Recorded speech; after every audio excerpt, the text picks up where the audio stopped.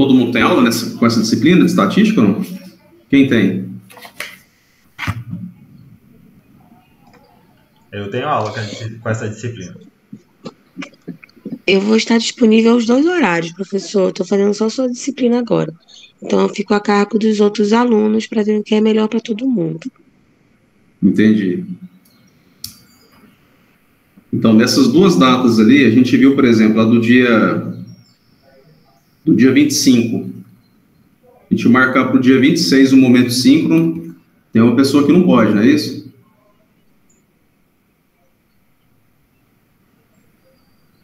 Se a gente marcar na terça-feira de manhã.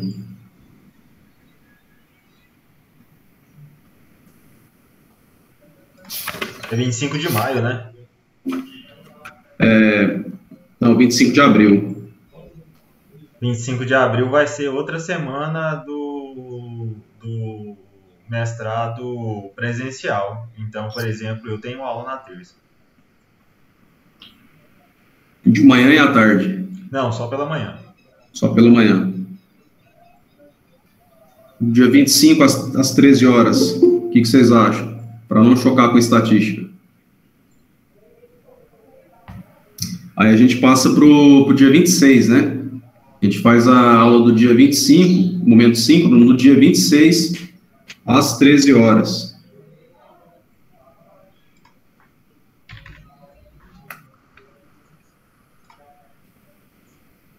Certo. E aí a gente tem outra aula no dia 16 de maio. A gente marca ela para o dia 17. No dia 17 de maio, às 13 horas também.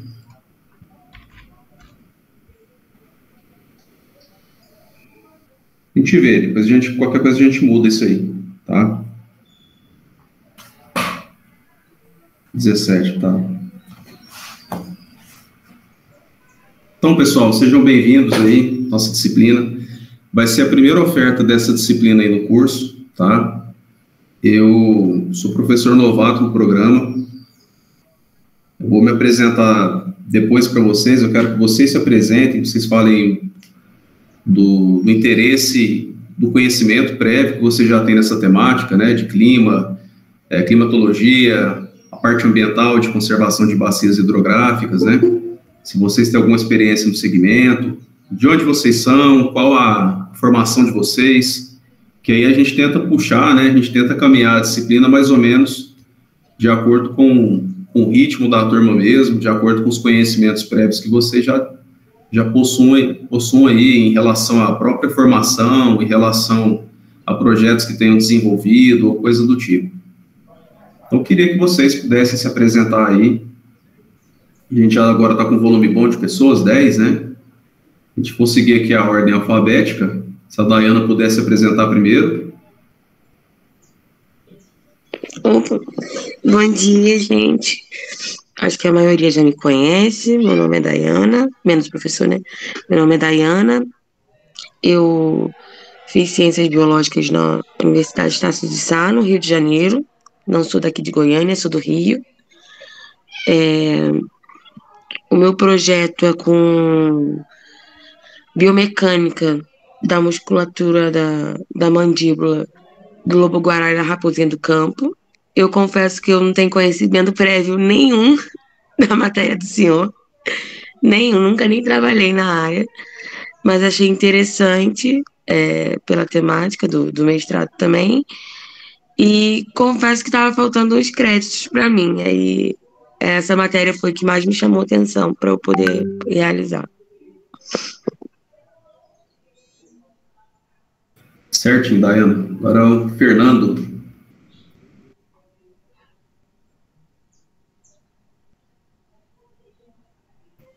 O Fernando acho que não está por aí. Tá? Oi, bom dia. Estão me escutando? Agora sim.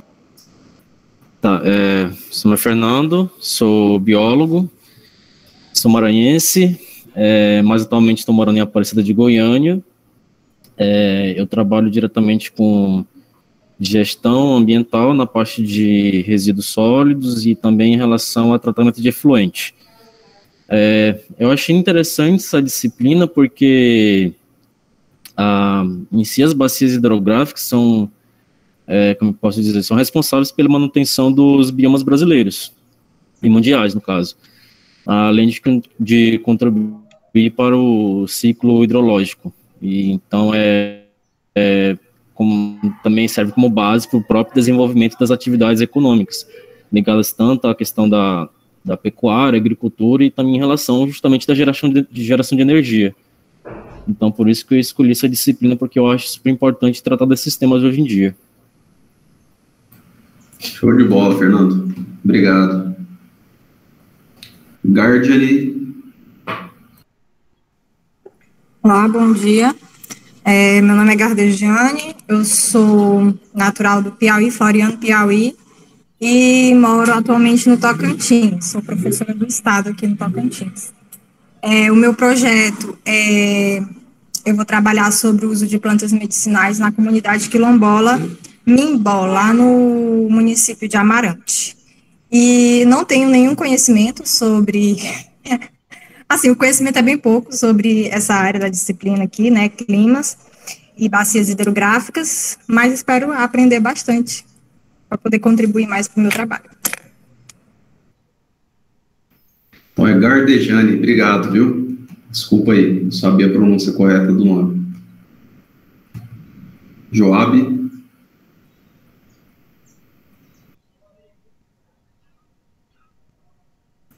A Joab escreveu aqui. Bióloga, atua com licenciamento ambiental, diversos tipos de empreendimentos. Principal atividade relacionada ao licenciamento ambiental de obras de infraestrutura, como rodovias, pontes, aeródromos. O interesse é aperfeiçoar o delineamento das bacias hidrográficas, conseguir estimar melhor os impactos ambientais dessas áreas, para propor melhores alternativas para a redução desses impactos na implantação dos empreendimentos que trabalham. Show de bola. Trabalho relacionado ao atropelamento da fauna silvestre, né?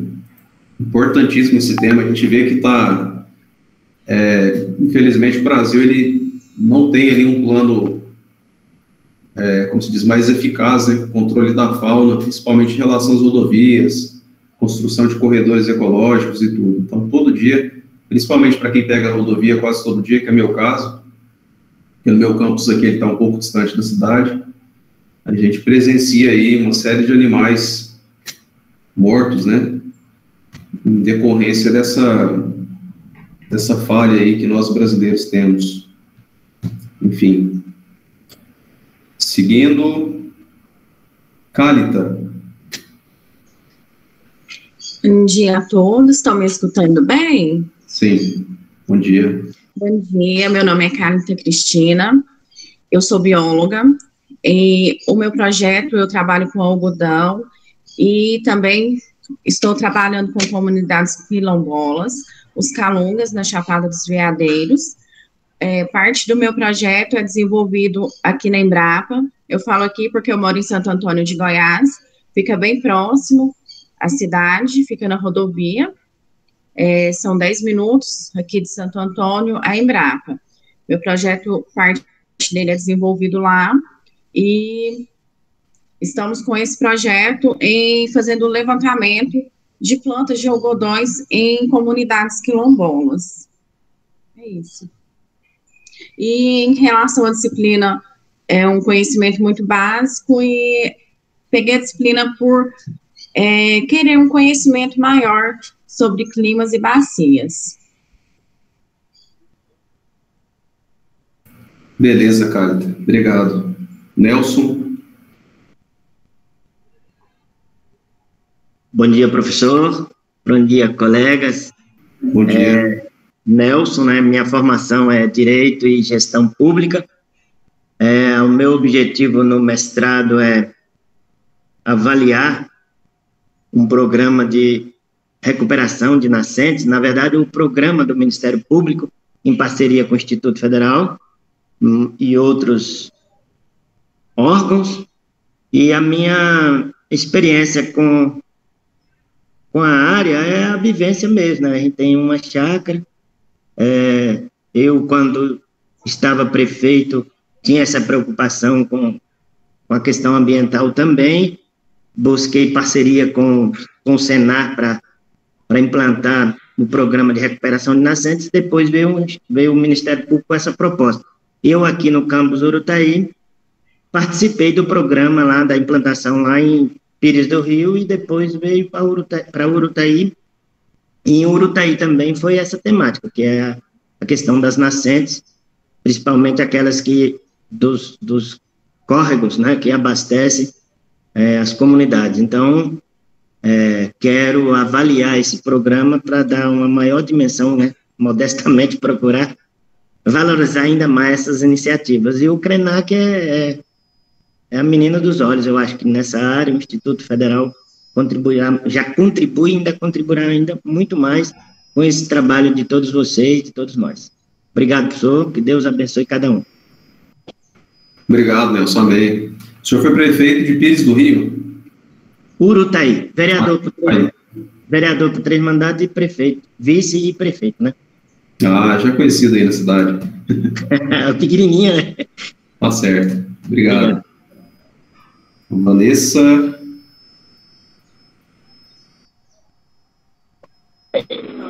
Boa tarde, eu sou bióloga, formada pelo Instituto Federal do Piauí, sou maranhense, e escolhi a disciplina por achar que por saber, né, que é importante conhecer as bacias, estudar as questões climáticas também.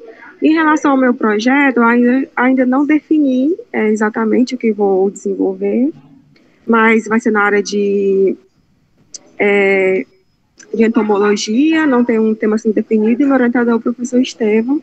A gente ainda está vendo o que vai fazer, né? Qual a linha de pesquisa vai seguir.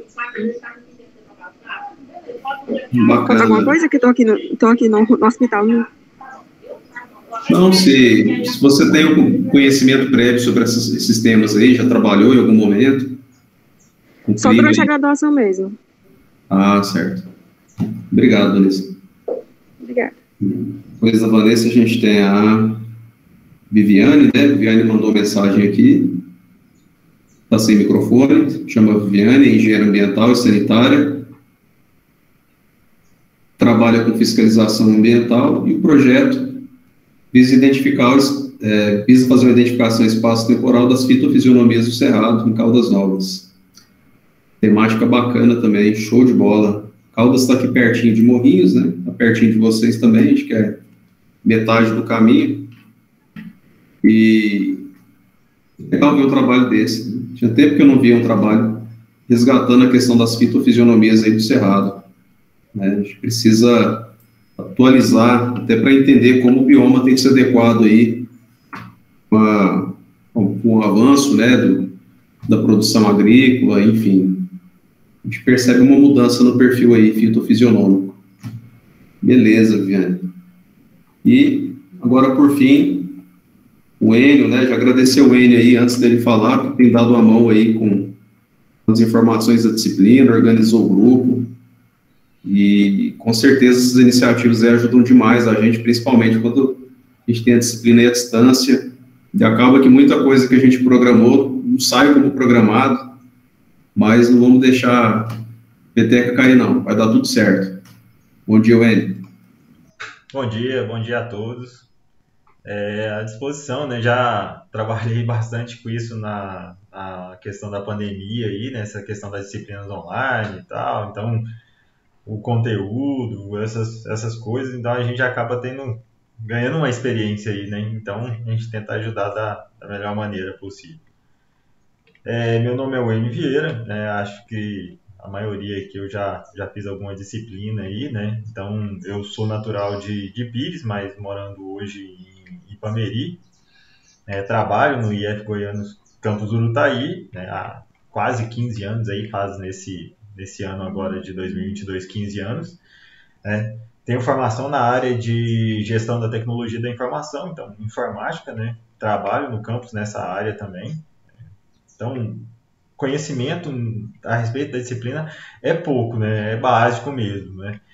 Mas eu estou fazendo o meu projeto com sensoriamento remoto, né? Capacidade de suporte de carga do solo. Então, eu vou trabalhar com essa parte de clima, né? Então, também com relação à umidade do solo. Então, achei interessante fazer a disciplina.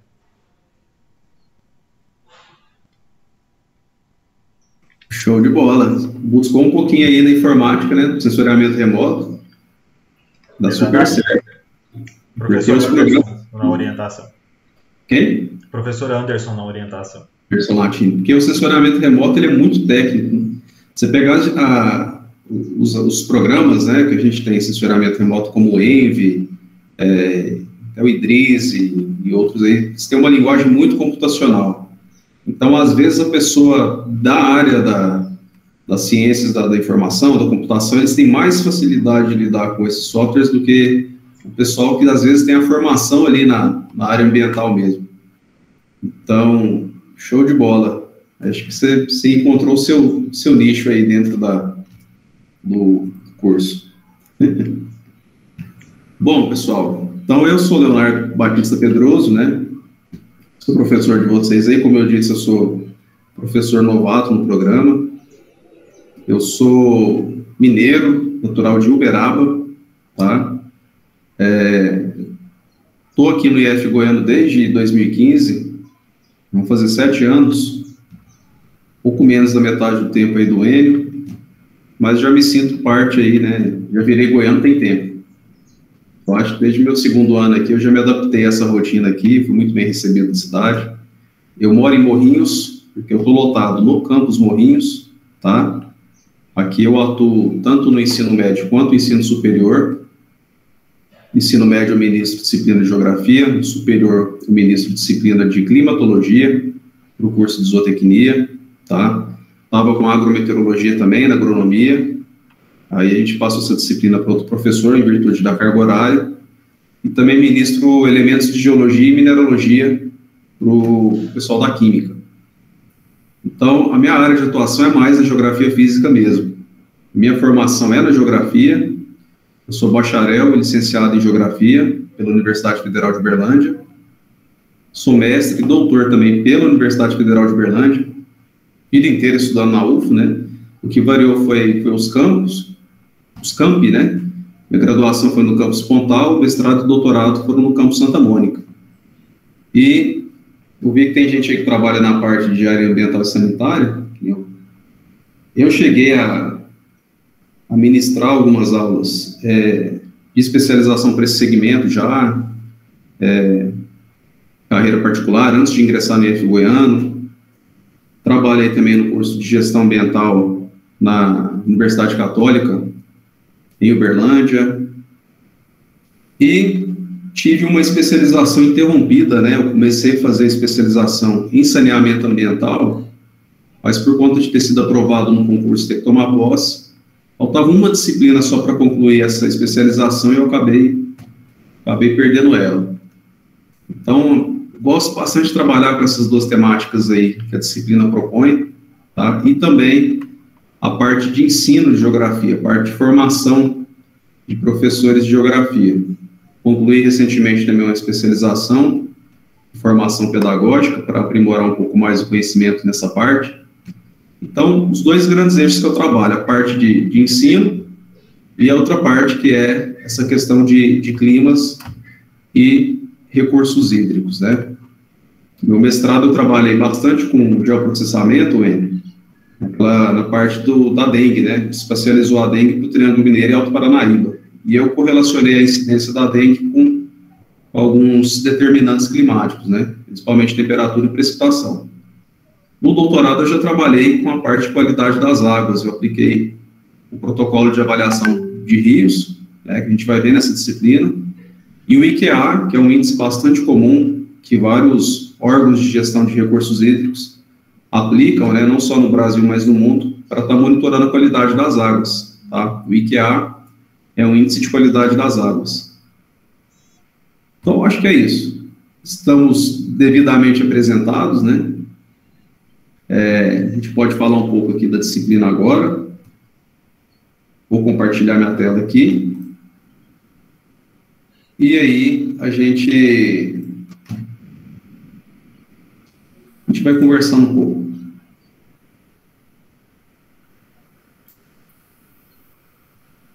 Alguém quer perguntar alguma coisa antes? Alguém quer falar algo? Online é aquela coisa, né? Parece que a gente não tem aquele diálogo tão profícuo quanto presencialmente. Se alguém quiser falar algo, fique à vontade. Você vai gravar as aulas, professor? Vou. Hoje eu não consegui. Ó, abri o recurso do Windows aqui, mas ele não me deu opção de gravar, não. Aí o Enio está gravando ela para mim. Na próxima a gente deve fazer o encontro aí, talvez pelo Teams, e aí a gente consegue realizar a gravação sem problemas. O Nelson levantou a mão? Não, professor, é só para dizer que eu estou há 32 anos na rede, né? Oi? Eu estou há 32 anos na rede. 32? Isso, 32 aqui no IF, Campus Urutaí. Não passa perto do patrimônio, não, só eles vão te colocar um lacre lá, hein? Muito tempo de casa. Com certeza. Obrigado. Daqui a uns dias a gente se encontra aí. Perfeito. Pessoal, então a nossa disciplina, Clima e Conservação de Bacias, ela é uma disciplina que tem aí uma carga horária de 45 horas, e para tal a gente planejou aí, segundo o que foi me passado também pela semana de aula pelo professor Daniel, 5 encontros, né? Então, desses 5 encontros, a gente tem um total de 9 aulas por encontro, tá? E o controle de frequência dessas 9 aulas, parte se dará pela presença e participação nos momentos síncronos e parte se dará pela realização de atividades nesses encontros. Até que não é muito comum, em alguns programas eu vejo que muitos colegas aí, professores, eles não colocam muitas atividades, né? Colocam ali, às vezes, só um artigo e um seminário e pronto. Só que até para a gente conseguir ter um controle melhor dessa questão da presença, eu acho que a realização de atividades, ela é fundamental, tá? Então, a gente vai ter algumas atividades aqui, a gente vai discutir sobre isso. Se não ficar legal, a gente tenta também mudar aí para atender vocês. Coloquei algumas fotos aqui, essas fotos são autorais, tá? Apenas para ilustrar nossa disciplina, e vou ler a ementa aqui para vocês. Então, primeira parte da disciplina, a gente vê climatologia e o padrão de comportamento climático do passado e do presente, os impactos das mudanças climáticas e do uso do solo no comportamento hidrológico de bacias hidrográficas, tá? Depois, o estudo de tendências temporoespaciais pluviométricas e fluviométricas no contexto da ocupação de solos e do uso de solos e de prognósticos de mudanças climáticas. Práticas e métodos de avaliação, manejo e conservação de bacias hidrográficas. Aqui tem 2 exemplos de práticas, que é o PAR e o IQA, tá? Pretendo que essa disciplina ela tenha um caráter meio que prático, no sentido de que vocês consigam aplicar depois ao menos um desses esses dois métodos na rotina de vocês, principalmente quem trabalha aí com a parte de monitoramento, né, ou gestão de recursos hídricos, que tenha noção, que tenha condições de aplicar pelo menos um desses 2 métodos aqui. Um que é mais qualitativo e o outro que é mais, não vou nem dizer quantitativo, mas tem um caráter ali mais numérico mesmo, tá? A gente trabalha ali com índice para avaliar o estado da condição das águas. Outra imagem aqui, uma foto que eu tirei de tem muito tempo, né? Até pensei ontem na hora de colocar essa foto, será que eu coloco ou não? Porque a gente teve aquela tragédia em Capitólio tem pouco tempo, né? Em que houve uma ruptura de um bloco aqui, e esse bloco acabou ali matando alguns turistas, né?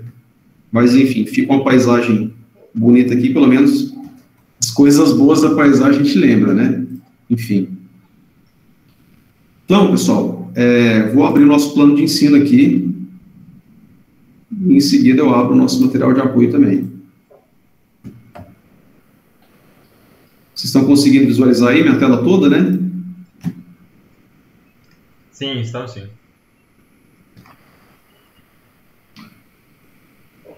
Bom, o planejamento foi de que dessas 45 aulas, a gente tivesse presencialmente um encontro e meio. Como assim? Um dia todo e outro dia só parte do dia, tá? De modo que a gente conseguisse fazer a apresentação de seminários ao fim da disciplina, uma manhã e uma tarde toda, e um outro dia para a gente trabalhar a parte mais de orientação desses trabalhos e tudo, apenas parte do dia. No caso, manhã ou tarde. Deixei lá no cronograma o horário lá, mas a gente pode mudar isso também, tá? Para atender vocês. Por outro lado, eu fico com aquele receio, né? Que uma aluna comentou, se adaptou para esse horário, se a gente mudar isso também fica meio complicado. Então, vamos tentar ao máximo manter a programação e que a gente vai dançando conforme a música. Então, o nosso primeiro encontro é hoje, né, o dia 11, apresentação da disciplina, tá? E já tratado do primeiro tempo, que é a climatologia, o padrão de comportamento climático do passado e do presente. O segundo encontro também online, que a gente fala do impacto das mudanças climáticas e o uso do solo. Terceiro encontro online também, estudo de tendências temporoespaciais aqui, então a gente vai fazer uma parte mais prática de levantamento de dados climáticos em algumas plataformas, um tratamento estatístico básico desses dados em algumas plataformas, tá? Enfim, quarto encontro já tem a tendência de ser presencial. Na verdade, o último encontro somente seria presencial. O professor Daniel pediu que tivesse pelo menos mais um encontro presencial para que não houvesse um impacto muito grande no curso, em detrimento da avaliação do curso. Me parece que disciplinas que têm uma carga horária EAD muito grande, muito significativa, eu não sei, mas elas podem estar corroborando ali para uma avaliação não muito positiva do curso. Então, eu falei para ele que poderia fazer esse outro encontro presencial. Eu queria que fosse o terceiro, né? Mas me parece que nessa data aqui vocês têm um encontro já presencial também de estatística e iria chocar. Então, deixei o quarto e o quinto encontro presenciais. Então, nesse quarto encontro, a gente vai ter uma parte ali de orientação e também práticas, a gente já vê também práticas e métodos de avaliação e manejo de conservação de bacias, né? A gente vai ver uma parte mais teórica do PAR e do IQA. O quinto encontro é simplesmente a apresentação dos artigos que a gente vai produzir nessa disciplina, usando algum desses métodos aqui, ou algum outro método de conservação das bacias. Nossa metodologia, nossas aulas vão ser parte no ambiente Moodle, parte presenciais, tá? Agendamentos, né, de atendimento aos alunos. A gente pode agendar horários, além dos nossos horários de aula, tá? Estou disponível para vocês, principalmente na segunda e na terça. Quarta, quinta e sexta, para mim, é muito complicado aqui no campus, porque aqui em Morrinhos, porque quinta e sexta eu tenho aula manhã e tarde toda, e na quarta também, apesar de eu não ter aula, eu estou normalmente com horário disponível para atendimento, a minha equipe aqui do campus. Eu coordeno o núcleo comum do ensino médio aqui no campus Morrinhos, e por ser uma equipe muito grande, a gente já vê que uma equipe pequena tem muito pepino, uma equipe que tem mais de 35 professores, normalmente a gente sempre tem alguma coisa para estar resolvendo. Então, são questões que tomam muito tempo, gera um desgaste muito grande também, e se eu deixar um compromisso para atender vocês na quarta, certamente eu não vou conseguir, tá? Agora, na segunda e na terça, eu já fiz esse compromisso para tentar ao máximo estar me dedicando aí às atividades do programa, orientação, né? Orientação dos alunos do mestrado, também outras orientações que eu tenho aqui. Em relação aos critérios de avaliação, tá? Do total de 100 pontos, já para esse primeiro encontro, eu deixei um fichamento, vou explicar melhor isso, esse fichamento, valor de 5 pontos, tá? Depois a gente tem, lá no terceiro encontro, uma leitura, né, um estudo dirigido, apresentação de um artigo. Eu vou deixar artigos diversos, vocês vão estar se organizando ali em equipes. Eu ainda vou definir de acordo com o número de alunos, se em duplas ou trios, né, quem quiser fazer individualmente também, para apresentar um estudo, né, desses relatórios, desses artigos aí que eu vou propor. Então, a gente vai ter temas dentro da parte da questão das tendências temporoespaciais, né? São artigos que vão mostrar, normalmente, ali, mudanças no regime pluviométrico e a influência disso nas bacias hidrográficas, né? Ou só artigo mesmo no âmbito da climatologia, que não trata da questão dos recursos hídricos, e a gente vai estar fazendo a leitura desses artigos e uma apresentação deles, tá? Bom, lá na aula do terceiro encontro, como eu disse que a gente teria o levantamento dos dados estatísticos, né, banco de dados do INMET e outros bancos de dados, a gente vai fazer uma aula mais prática, levantar esses dados, fazer um trabalho estatístico básico com eles, e a gente vai gerar um relatório a partir disso, um relatório mais simples. Grande parte dele vai ser feito durante a própria aula mesmo, então isso aqui não vai ocupar um tempo fora da aula muito significativo, fiquem tranquilos. Agora, o que de fato vai tomar mais tempo vai ser esses dois últimos aqui, um artigo e, na verdade, um seminário em que você vai apresentar esse artigo, tá? Vai ser o produto final da disciplina. Se a gente conseguir ter êxito aqui, né, seja aplicando o PAR, IQA, algum outro método de avaliação e conservação de bacias, vocês podem estar seguindo aí com apresentação desse trabalho, de repente, no evento interno, né? Ou a depender da complexidade do trabalho também, está buscando meios aí de estar melhorando a produção científica de vocês. Beleza? Se quiser também, tranquilo, a gente se restringe somente à disciplina. Mas a ideia é que a gente tenha um trabalho mesmo rico, prático, e a gente consiga ter êxito nisso aqui. Então, distribuição da pontuação está dessa forma. Fichamento 5 pontos, um estudo dirigido, que a gente faz uma leitura de um artigo em 10 pontos, um relatório de aula mais prático em 10 pontos, e a entrega do artigo e a apresentação do mesmo por meio de seminário, um valor de 75 pontos, tá? 25 do seminário e 50 do próprio artigo. As referências, a gente tem diversas aqui, na verdade, originalmente eu tinha uma lista muito maior, mas me pediram para diminuir essa lista, e o que aconteceu? A gente vai ter parte dessas referências aqui, consigo disponibilizar para vocês, aqui no próprio Moodle. Parte delas, algumas, a gente ainda encontra em biblioteca também, mas normalmente tudo aquilo que eu exijo eu consigo disponibilizar, tá? Algum livro ou outro não. Por exemplo, esse livro do Rebouças aqui eu não consigo disponibilizar para vocês. Mas se eu usar algum trecho dele, vocês podem ter certeza que eu vou estar tentando escanear ali dentro dos limites da lei, né? E disponibilizar para vocês o acesso. Além disso, a gente tem referências muito importantes para o segmento aqui. Então, por exemplo, esse livro aqui, do Barry e do Chorley, Atmosfera, Tempo e Clima, é uma das referências primordiais para a climatologia, né? E esse livro aqui, do Rebouças, Braga e Cundizes, é um dos principais livros também da questão dos recursos hídricos no Brasil. Então, a gente tem nomes aqui muito interessantes, muito importantes. Se alguém algum dia quiser seguir pesquisa nessa área, nesse segmento, podem ter certeza que parte das referências que estão aqui vão ajudar vocês demais nessa questão, tá? Cundizes é um dos grandes nomes que a gente tem na questão das águas do Brasil. Bom, a gente fecha a apresentação aqui do nosso plano de ensino. Vocês têm alguma dúvida, algum comentário, alguma questão?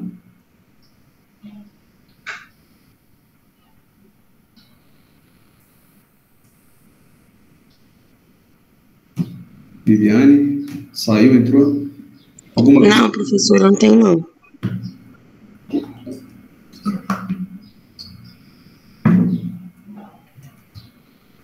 Bom, aqui, pessoal, toda aula eu vou deixar texto de apoio para vocês, tá? Normalmente de 2 a 4 textos. Eu entendo que por encontro, a gente tem um encontro assim espaçado, né? Pelo menos 2 semanas de intervalo, seja tranquilo, mas é lógico, vocês têm as atribuições de vocês, né? A rotina de trabalho e tudo. Então eu peço para vocês priorizarem aqueles textos em que a gente tem ali uma relação mais íntima, né, com os trabalhos. Então, por exemplo, nesse primeiro encontro aqui, a gente tem um fichamento do artigo de Campos e Chaves, tá? Que é esse aqui, ó, Tendências e Variabilidades nas Séries Históricas e tal, que é o artigo aqui do texto 4. Então, esse artigo aqui, ele meio que ele é a base do trabalho, né? E, consequentemente, é um artigo que a gente tem que dar um foco maior para ele, a gente tem que dar uma atenção maior para ele. Não que os outros aqui não sejam importantes, lógico que é. O primeiro texto aqui, principalmente para quem não tem uma noção muito grande de climatologia, ou para quem não tem noção nenhuma, ele é um texto essencial, tá? Ele é um capítulo do livro do John Ayode, que é um professor africano especializado em climatologia tropical. E esse livro dele aqui é meio que referência para disciplinas de climatologia em todo o Brasil, não só no Brasil, em outras partes do mundo. Então, para quem não tem noção de climatologia, a leitura desse artigo aqui, ela é muito elementar, tá? Ele vai explicar para vocês a diferença entre tempo e clima, de como o clima ele afeta os ciclos naturais, tá? Vai discorrer sobre os campos de atuação da climatologia. Então, assim, ele é muito importante e tem uma leitura muito fácil, muito simples. Então, para quem não tem noção nenhuma, eu acho que a leitura desse artigo aqui, ela é o básico do básico para a gente entender o funcionamento da climatologia. Já o texto 4, que eu falei para vocês, que vai ser a base do fichamento, esse texto aqui, ele já mostra para a gente exatamente esse primeiro tópico nosso, né, que a gente está trabalhando aqui, com a climatologia e o padrão de comportamento climático do passado e do presente. Ele é um estudo de caso claro, né, porque ele apresenta para a gente uma análise de dados aqui da nossa região, do Cerrado, né, que é o foco do CRENAC também, e estuda a série histórica de precipitação do Cerrado, de 1977 até 2010. Então, ele é um artigo muito bacana, eles empregam métodos muito legais, assim, métodos estatísticos básicos, alguns um pouco mais complexos, né? Para quem tem uma noção boa de estatística, se quiser até levar esse trabalho aqui para a própria disciplina de estatística que vocês estão fazendo, e vocês vão ver que aqui eles aplicam, né, os testes de Mann-Kendall, por exemplo, vocês conseguem estar tendo uma boa relação aí das duas disciplinas, tá? Então, conseguem aplicar na prática os conhecimentos da estatística, de repente, aqui na própria disciplina de clima, tá? Muito bacana, show de bola, consegue identificar um padrão ali no passado e no presente, e também discorre aí sobre outras questões. Bom, então vamos ao foco do nosso encontro. Deixa eu abrir aqui esse material na minha pasta aqui.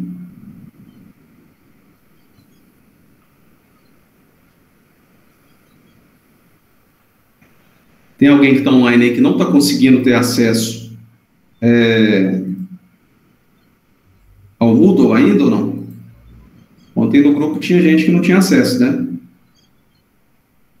Deve me passar o e-mail depois lá no próprio WhatsApp, para que eu possa estar enviando esse material depois.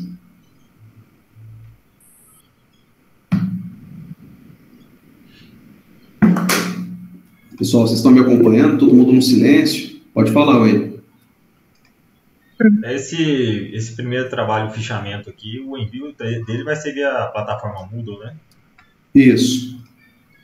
Falar um pouquinho do fichamento, até para a gente não ficar com muita dúvida, né? Ó, o envio está aqui, ó, e a data de entrega está o dia 25. Então, o que é um fichamento? Não sei se às vezes o meu raciocínio pode ser o mesmo de vocês, mas a palavra fichamento, ela nasceu de fichas, né? Era um método de estudo que a gente tinha no passado, em que a partir de leituras as pessoas elas extraíam ali, na íntegra, trechos daquela obra que seriam de grande importância para os estudos delas. Então, por exemplo, eu estou lendo um livro X aqui, e nesse livro aqui eu encontrei, em algumas páginas, trechos que são importantes para o meu estudo, né, seja para a minha dissertação, para a minha tese, para um trabalho de graduação. Eu extraio esse trecho na íntegra, coloco lá na minha pastinha, no meu arquivo, destaco lá o autor, ano, né, e página também, uma vez que a gente está extraindo na íntegra e se trata de uma citação direta. Então, o ato de fichar, ele nada mais é do que você extrair partes, destaque, né, partes desse texto, e, diferentemente do resumo, que a gente tem que escrever com as nossas palavras, o fichamento a gente vai estar extraindo na íntegra aqueles trechos que a gente julga mais importantes para que a gente entenda aquele trabalho, tá? É interessante vocês terem esse ato de fichar também, né? Até para construir a dissertação de vocês, porque vocês vão ler materiais diversos, alguns desses materiais vocês vão fazer citações, né? Diretas ou indiretas. Quando a gente lê, a gente estuda vários artigos ali, a gente ficha pedaços importantes, trechos importantes, a gente tem salvo isso ali no arquivo Word, por exemplo. Na hora de construir a nossa dissertação, a gente recorre a esse material, a gente lê novamente aquilo ali e fala, não, aqui eu vou usar esse trecho aqui como citação direta no meu trabalho. Não, eu vou abstrair a informação que está aqui e vou montar uma citação indireta. Então, o fichamento, pelo menos para mim, é um método que me ajuda muito para estar fazendo os meus estudos, tá? Não sei se vocês têm esse hábito também. E se a interpretação de fichamento de vocês também é essa, né? Vocês entendem de maneira diferente ou não?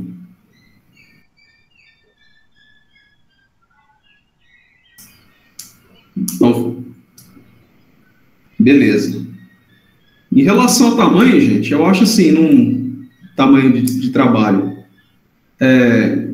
tem gente que consegue apresentar elementos essenciais, por exemplo, de um artigo desse que tem ali, acho que 14 páginas, consegue extrair bem as informações e apresentar em uma lauda e meia, por exemplo, né, uma página e meia. Tem gente que às vezes faz isso em 3, 4, né?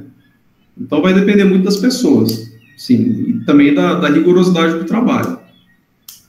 Então não fechei tamanho mínimo nem máximo para esse trabalho, não. Isso aí tá, acho que isso é coisa mais lá da graduação também. A gente já superou essa fase aí. Certo? Podemos seguir aqui então? Então a gente já discorreu sobre a nossa disciplina, né? Está aqui o nosso planejamento.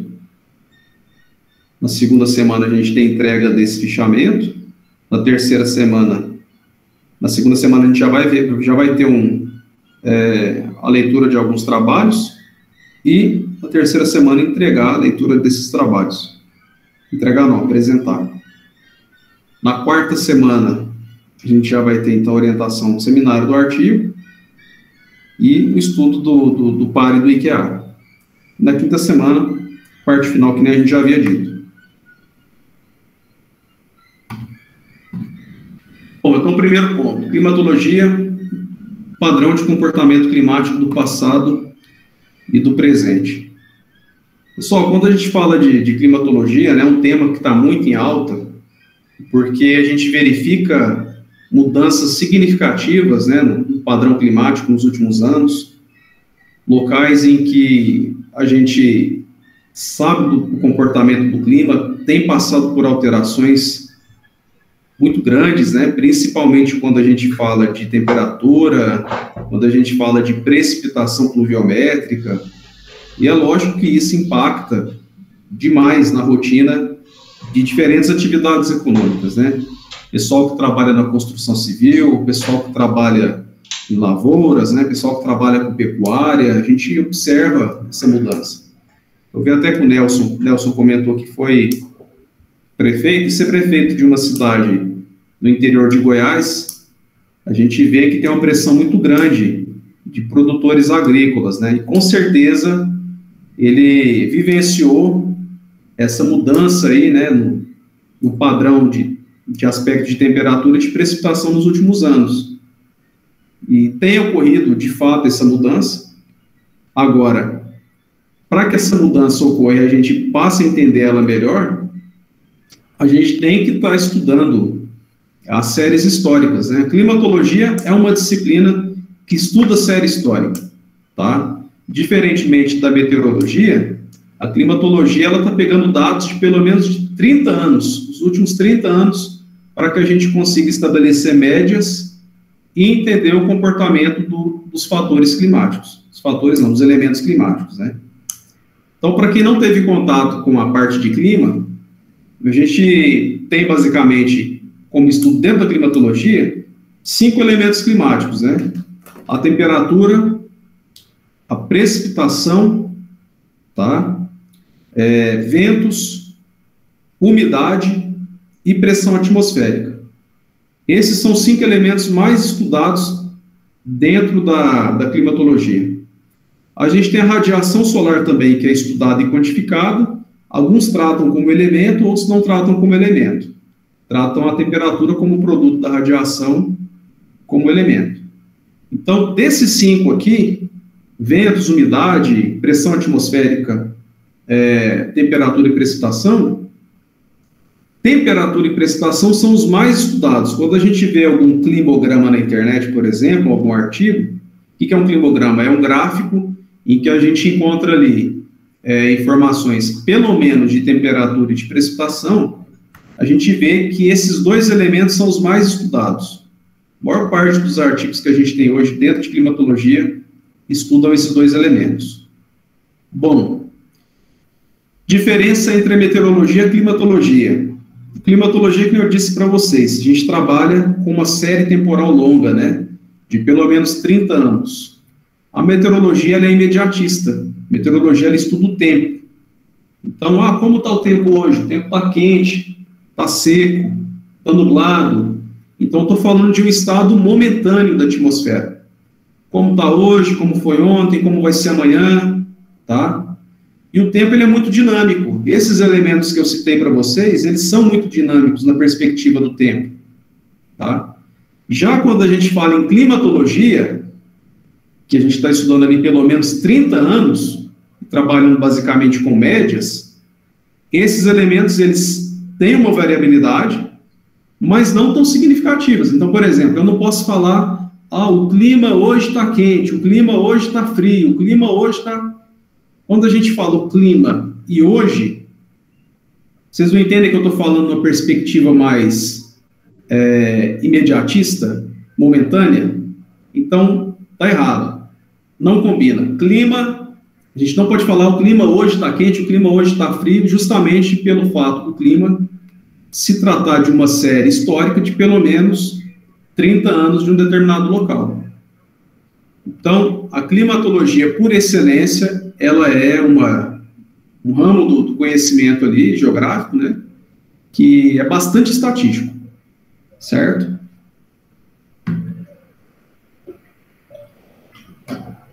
Bom, voltando ao nosso diálogo ali, em relação a essa questão temporal da climatologia. Quem observa, quem conhece, né, a particularidade do fenômeno climático em cada uma das cidades, das regiões, que eu falei com o Nelson ali. O Nelson, vamos supor, na década de 80, de 90, em Urutaí, ele sabia delimitar perfeitamente, né, o início e o término das chuvas. Então, por exemplo, a As chuvas aqui na minha região estão começando na primeira quinzena de setembro, depois elas vão só aumentando, chegam ali em dezembro, janeiro e fevereiro, elas atingem um platô, né? 250, 280 milímetros de chuva por mês. Depois começa uma leve queda ali, até que na segunda quinzena de maio, essas chuvas elas vão cessar. A gente tem o início do período seco do ano, do período de estiagem, e em junho, julho e agosto, a gente tem a ocorrência de chuvas, mas um número de ocorrências muito menor do que normalmente ocorre no período chuvoso. Então, ele sabe delimitar esse período, ele, juntamente com os produtores rurais lá da cidade dele, ele sabe a época adequada para realizar o semeio, né? Ele sabe a época ideal para ele realizar um trato agronômico, a época adequada para realizar a colheita, esperar a secagem dos grãos, por exemplo, e por aí vai. Então, ele trabalha de acordo com o ritmo do clima. Ok. Mas que a gente verifica, pelo menos na última década, né, vou dizer nem a última década, não, as quase 2 últimas décadas, que é uma questão não particular aqui do estado de Goiás, mas de todo o Brasil e de outras regiões do mundo, uma mudança no padrão, tá? Esse padrão aí, por exemplo, que ele delimitou do início e do fim das chuvas, a temperatura média, ela começa a oscilar, e a gente começa a verificar eventos mais extremos. Então, por exemplo, se ele tinha um platô de chuvas ali de 250, 280 milímetros entre janeiro, fevereiro, março, ele já começa a verificar, de repente, um aumento ou uma redução desse volume, tá? Uma outra coisa muito comum também, a distribuição do número de chuvas muda. Às vezes ele tinha, nessa média de 250, 280 milímetros, 15, 18 dias de chuva por mês. Esse padrão muda, a gente passa a ter 8, 10, 12 dias de chuva, e isso faz com que a ocorrência das chuvas diminua em termos de número de eventos, mas a intensidade delas aumente, né? A gente passa a ter eventos mais extremos. Quando a gente tem esses eventos mais extremos, a gente tem uma série de prejuízos para a sociedade: inundação, alagamento, deslizamento de encostas, né? Prejuízos para a construção civil, as pessoas perdem a estrutura física que é prejudicada, né? Das suas residências, prejuízos para as lavouras, prejuízos também para os animais e por aí vai. Então, a gente verifica nesses últimos 20 anos aí uma mudança nesse comportamento climático significativo. E várias são as razões, né? Alguns vão caminhar para uma tendência global, de mudança global mesmo do clima, outros vão caminhar para uma questão mais individualizada, mais da escala mesoclimatológica, como assim? Tratando de uma mudança do clima por conta de eventos numa escala mediana e não a nível global. Enfim, são várias as causas. Quantificar e traduzir isso para as pessoas é o que normalmente demanda mais da climatologia, que normalmente é o mais difícil, né? Traduzir e trazer isso para a população. Ó, o clima está mudando, a temperatura e o regime de chuvas está mudando por conta disso, tá? Então, a gente tem muitas controvérsias, né? Essa questão do aquecimento global, por exemplo, é uma questão que tem um embate muito grande. Em 2008, eu tive a oportunidade de participar do Encontro Nacional de Geógrafos, lá na USP, São Paulo, no FEFELESH, né, que é a Faculdade de Filosofia, Ciências Humanas e Letras, e teve um debate muito forte, fervoroso, uma mesa redonda com os 3 maiores nomes da climatologia no Brasil, né? Na época foi o professor Luiz Carlos Baldiceiro Molion, que é um cara que, na opinião dele, não existe aquecimento global, que isso é uma falácia para vender mais, questão do mercado de crédito de carbono e tal. A gente teve um outro professor lá, que é o João Lima Santana Neto, da Unesp, e ele já... o Baldiceiro Molion é da Universidade Federal de Alagoas, se não me engano. a gente tinha o João Lima Santana Neto, que é um cara da Unesp, professor muito bom, e ele já acredita no aquecimento global, mas ele acredita que você tem um processo natural também em andamento. E a gente tinha um outro professor também que fazia uns estudos lá no continente antártico, né?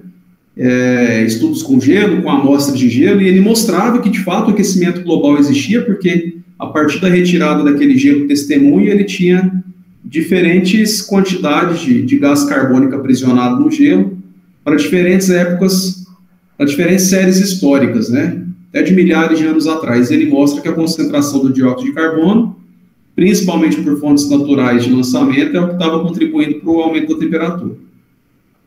Então foi um debate assim muito forte naquela época, e até hoje isso se estende, né? A gente está em 2022 e ainda há essa controvérsia aí.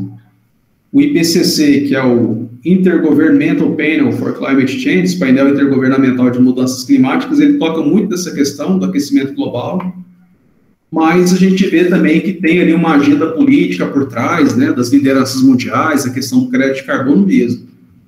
Então, enfim, até quem é da própria climatologia, estou dizendo isso porque vocês vão ver isso, quem é da própria climatologia vai ter dificuldade de encontrar o caminho ideal para estar apontando para o público, né? O que é certo, o que é errado. Muitas das concepções vão partir de análises individuais mesmo, tá? Então, voltando aqui. Quando a gente fala do comportamento climático, a gente está falando de análise de dados de séries históricas.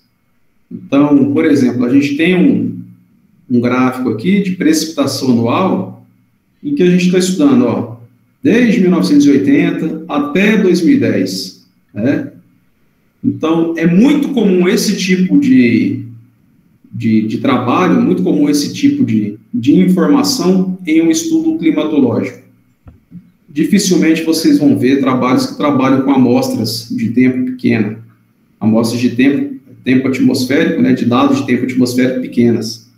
A gente busca fazer esse trabalho ao longo de muitos anos. Aqui a gente já tem uma citação, tá no artigo aí de vocês. Fala que a habilidade de prever o tempo e o clima nas últimas décadas, ela aumentou demais. Por quê? Porque a gente tem hoje tecnologia, entendimento dos processos que controlam o estado da atmosfera, tá? A gente tem métodos matemáticos hoje, equações que conseguem mostrar funcionamento dos modelos climáticos, né? Como assim? Nós temos uma série de equipamentos hoje, institutos, para isso, não só no Brasil, no mundo.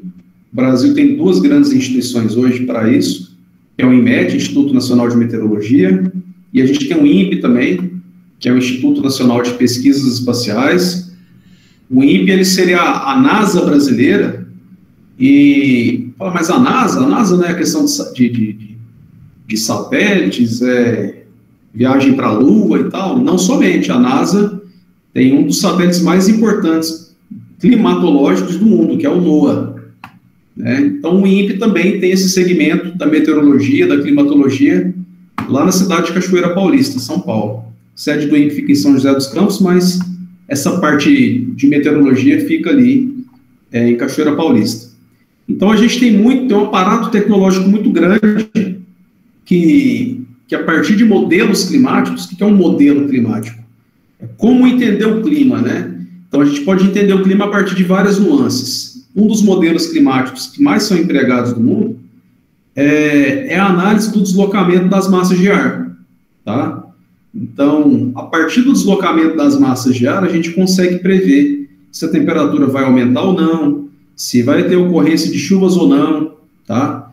Então, os computadores, né, todo o processamento que a gente tem hoje, a tecnologia, os sistemas que a gente tem conseguem quantificar as nuvens, as massas de ar, né, espessura delas, densidade, né, a base delas até o dossel, conseguem estudar aspectos de temperatura delas, muitas vezes por imagens de satélite, produtos de sensoriamento remoto, por exemplo, que é a área que o Enio está trabalhando ali, e quantificar isso, e a partir de modelos matemáticos, mostrar para as pessoas, falar, ó, próxima semana a gente vai ter a chegada de uma massa de ar fria aqui na região, a temperatura vai cair, vão ocorrer chuvas espaçadas, e aí as pessoas conseguem se programar. Antigamente era mais complicado isso, porque na ausência de computadores, muitas vezes essa questão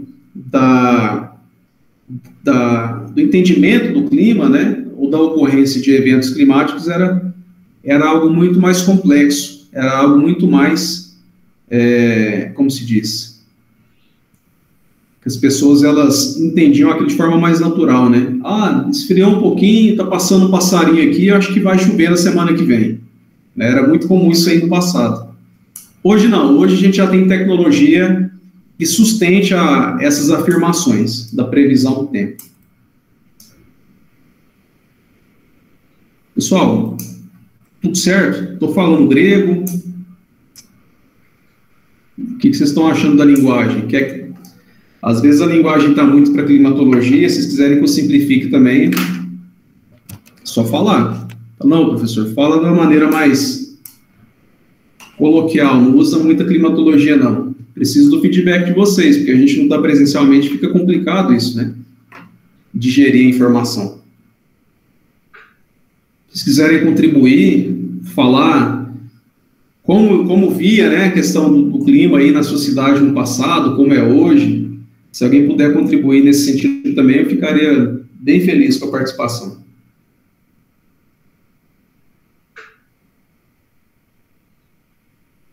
Quer falar aí, Wendy? Não, tô tranquilo. Para mim, eu tô entendendo.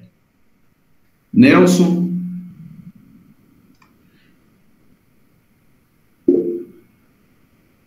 Beleza. Fernando eu vi que eu acho que ele é pescador, né?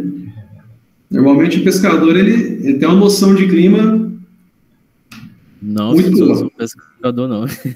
É não? Não, só gosto mesmo de andar de barco às vezes. Ah, tá. Vamos continuar. Bom, então aqui a gente tem uma outra citação de um outro artigo que está presente aí também nesse encontro, que é o do Giacomini Ribeiro, e ele fala da climatologia dinâmica, tá? Que é um desses modelos que a gente estuda, né? E é um dos modelos mais empregados hoje, que é o que eu falei para vocês, que é o que estuda as massas de ar, a circulação atmosférica. Pessoal, só um segundinho aqui, só receber uma farmácia aqui no portão.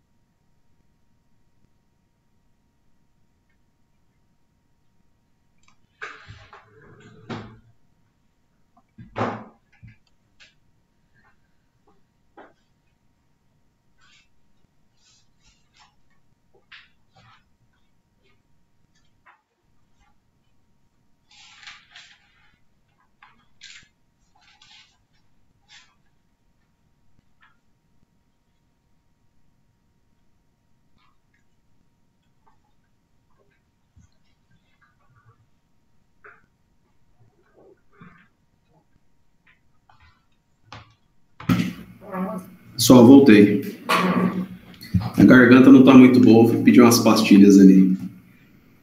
Desculpem aí a saída. Mas então, essa climatologia dinâmica que a gente tem hoje, ela busca estudar o funcionamento da circulação atmosférica. Como assim circulação atmosférica? Como ocorre o deslocamento das massas de ar, né? Os sistemas de baixa pressão, enfim. As massas de ar, elas se deslocam basicamente numa regra muito simples, né? Elas saem das áreas de menor pressão para as áreas de maior pressão, perdão, das áreas de maior pressão para as áreas de menor pressão.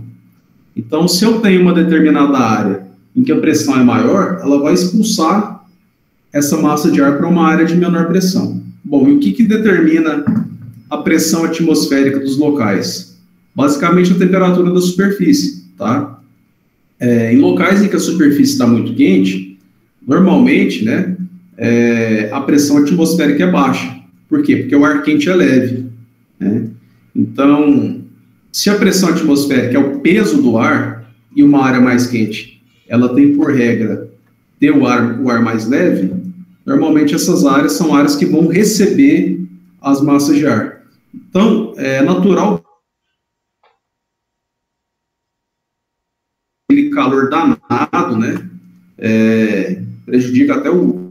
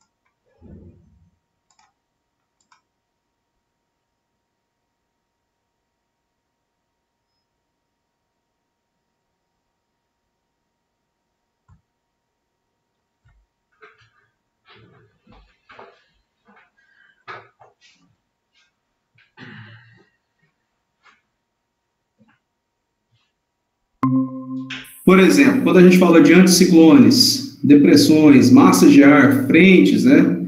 Essas frentes chegando em uma determinada região, a gente olha no céu, vê aquela massa de ar estrondosa que até assusta a gente. Esses dias para trás teve um evento, uma chuva muito forte aqui em Morrinhos, que gerou destelhamento de casas, árvores caíram.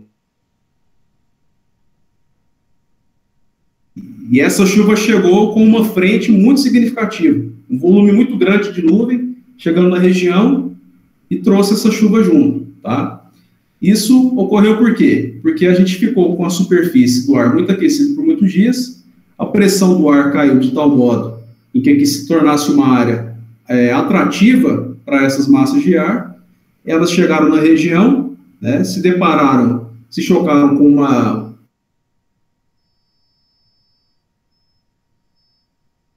entre essas massas de ar com características distintas, uma massa de ar mais úmida, uma massa de ar mais seca,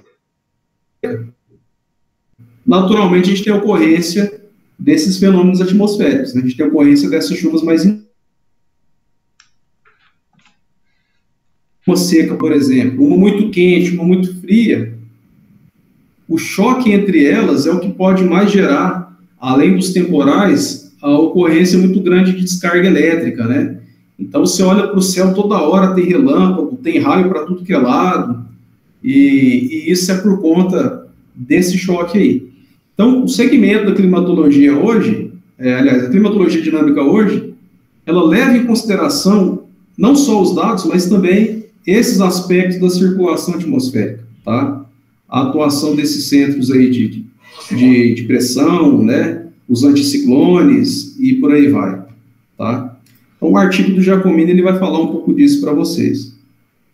Lá no texto do IOD, a gente tem alguns modelos para descrever o clima tropical. Então, ele vai falar um pouco da escola climatológica, da escola das massas de ar e da escola de perturbação. Na escala climatológica, pessoal, é o que a gente fala dos dados das médias mensais e anuais, tá? É a base da climatologia. Como assim? Eu falei para vocês que a gente tem que trabalhar na perspectiva ali de no mínimo 30 anos. Essa é a escola climatológica básica. Então, tudo que se refere à climatologia, a gente trabalha com dados ali de pelo menos 30 anos. A gente estuda a sazonalidade do clima, médias mensais, médias anuais, tá? A gente consegue identificar a partir dessas médias aqui a ocorrência de veranicos, né? A ocorrência de períodos secos, ocorrência de períodos chuvosos, e por aí vai. Então, essa é uma característica da escola climatológica. Aí a gente tem a escola das massas de ar, né, que foi criada ali por alguns autores que passaram a estudar o deslocamento das massas de ar e das frentes, que nem a gente discutiu agorinha, tá? Então, o pessoal começou a estudar os motivos, né, pelos quais essas massas de ar estavam se deslocando, e também se mostrou uma escola interessante para compreender os fenômenos climáticos. Ou seja, a gente já tem duas escolas, uma pautada no estudo estatístico dos dados e outra pautada no estudo do deslocamento de massas de ar. Por fim, a gente tem uma outra que eu não coloquei aqui, que é a das perturbações. A gente tem um modelo de escola hoje da climatologia que estuda basicamente anomalias climáticas. Como assim? O pessoal que estuda El Niño, Laninha, oscilações do Oceano Pacífico, né, oscilações interdecadais, estuda lá zonas de convergência, enfim, estuda ali movimentos da circulação atmosférica, mas normalmente pautados em fenômenos adversos, tá? Ciclones e por aí vai. Então, hoje são os três grandes segmentos que a gente pode se embrenhar ali na climatologia, tá? Para quem está começando, esse primeiro aqui é o básico, das séries históricas e tudo mais. Bom, já pautado nessa primeira escola, né, essa escola da própria climatologia, eu deixei para vocês o artigo 4 para a gente fazer o fichamento, que ele está na plataforma aqui, que eu disse para vocês. Ele é o artigo que mostra bem essa questão das séries históricas. E eu propus uma leitura rápida dele aqui para a gente ter uma noção de como é o estudo de climatologia em cima dessas séries históricas, né? Então, esse artigo, Tendências e variabilidades nas séries históricas de precipitação mensal e anual no bioma cerrado, no período de 1977 a 2010. Então, a gente tem ali Juliano de Oliveira Campos, Departamento de Engenharia Florestal, tá? E também o Henrique Marinho Leite Chaves, também desse mesmo departamento da Universidade Federal de Brasília. Então, bem em cima do que a gente quer, né? Um estudo que mostre séries históricas de precipitação, de chuva, tá? No bioma, que é o nosso foco aqui do CRENAC, que é o bioma cerrado, tá? Olha o período de tempo, 1977, então a gente tem ali um período que compreende no mínimo os 30 anos que a gente precisa para estar trabalhando aí na climatologia. Tem um conceito dentro da climatologia que é chamado de normal climatológica, tá? Normal climatológica. O que é a normal climatológica? Quando a gente faz esse estudo de no mínimo 30 anos de uma determinada localidade, sobre a temperatura, sobre a precipitação, a gente traduz isso simplificado numa normal climatológica. Então, a gente tem por exemplo, um gráfico, um climograma, que mostra a variação da temperatura, da pressão atmosférica, da precipitação e dos outros elementos do clima, tudo em cima desses 30 anos, tá? Então, aí a gente tem condição de dizer para as pessoas, por exemplo, normalmente em janeiro, chove 250 milímetros, distribuídos em média de 18 dias. Chove 240 milímetros em fevereiro, em 16 dias. Chove 260 milímetros em março, em 13 dias. Como que a gente chega à condição de poder dizer, afirmar isso para alguém? É a partir do estudo estatístico desses dados climáticos, tá? Então, esse trabalho vai mostrar muito bem isso na prática, vai fazer essa série histórica aí, vai fazer um tratamento estatístico básico. Por que tem que ter esse tratamento estatístico básico? Vamos pensar, gente, lá em 1977, a grande maioria dos locais do Brasil não tinham estações automatizadas. Como é que era uma estação de coleta de dados climáticos naquela época lá? Vamos pensar. Era uma estação convencional. A gente tem ali, por exemplo, para aferir a evaporação. A gente tem aquele tanque evaporímetro, né, o tanque classe A. Você precisa de alguém para estar indo lá com uma reguinha específica e estar medindo quantos milímetros houve de evaporação naquele dia. Né? Se tinha um termômetro lá dentro do abrigo meteorológico, você precisa de uma pessoa para estar indo lá naquela casinha e estar olhando a temperatura naquele horário. Né? Tem que fazer a média diária, tem várias coletas no dia, faz a média diária, depois você tem que fazer a média no mês e lançar tudo isso aí. E como a coleta humana ela é muito passível de erros, né, é natural que algumas séries históricas elas estejam comprometidas. Então, quando a gente tem números muito anormais, a gente tem que mudar isso aí. A gente tem que tirar esse valor, ou a gente tem que usar alguma estatística para não deixar esse erro atrapalhar a leitura do dado. Vou até contar uma história curiosa para vocês, né? O professor Aristeu da UEG me contou uma vez, aqui de Morrinhos. Normalmente, essas estações climatológicas manuais, convencionais, né, muitas delas ficam em áreas rurais, e você tem uma casinha do lado, né, em que mora o técnico. O cara é pago justamente para ir lá todos os dias colher esses dados. Ele é treinado para isso. Colher os dados de temperatura, umidade, precipitação, e por aí vai. E tem várias histórias sobre essas estações aí. Uma delas, né, o pessoal lendo os dados lá, o pessoal do centro do IMET leu os dados e viu que em um dia o pluviômetro registrou 400 milímetros de chuva, né, sendo que a média anual que a gente tem é de 1.400 milímetros. Então, em um dia, mediram lá 400 milímetros de chuva. E parece que foram indagar o técnico o que tinha acontecido. Nossa, se choveu isso tudo, morreu muita gente lá, né? Deve ter inundado, alagado a cidade inteira, um monte de gente morreu. Tô de canoa lá, dando, né? Ó, meu orientando da graduação tá aqui, gente, Donizete. Oi, gente. Isso aqui é meu orientando. Já a gente tem uma reunião aqui. Fazer coleta de água.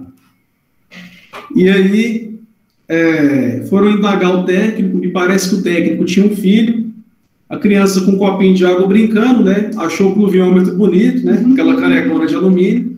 O moleque despejou a água lá dentro. E ele não tinha noção do que ele estava fazendo, né? Mas ele gerou um prejuízo muito grande para a coleta, né? Aquele dado está errado. A gente vai ter lá no nosso terceiro encontro no planejamento o levantamento desses dados, das estações. E vocês vão ver que é comum nesses dados, não esse tipo de ocorrência, isso aí foi anormal. Mas vocês vão ver que tem vários dados ali, que está faltando dado, né? Às vezes ficou uma semana sem colher, um mês sem colher, alguns anos sem colher, às vezes a estação não estava em operação por algum motivo, seja ele qual for, e isso acontece demais, tá? É muito normal na climatologia esse tipo de problema, principalmente quando se trata de estação convencional, estação que a coleta dos dados ela é feita de maneira manual. Hoje em dia, a grande maioria delas já são automatizadas. A gente tem um equipamento, normalmente ele é uma tecnologia alemã, ele vem de fora, um equipamento muito caro, as estações de IMET, e hoje ele é repleto de sensores. Você tem um abrigo meteorológico pequenininho, você tem sensor de temperatura, sensor de umidade do ar, sensor de pressão do ar e tudo mais.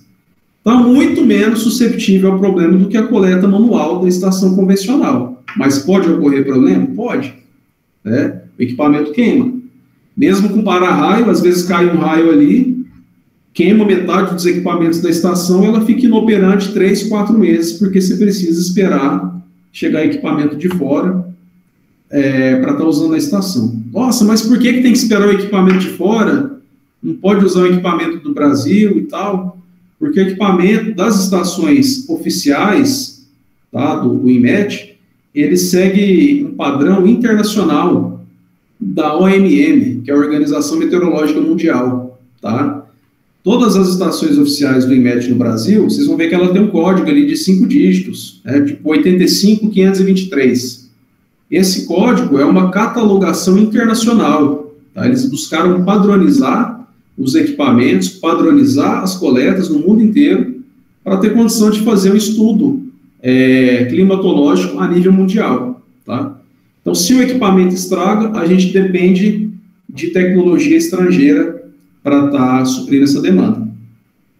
Lógico, se você quer desenvolver uma pesquisa numa lavoura, uma pesquisa lá no interior do bioma cerrado, distribui várias estações por conta própria, né?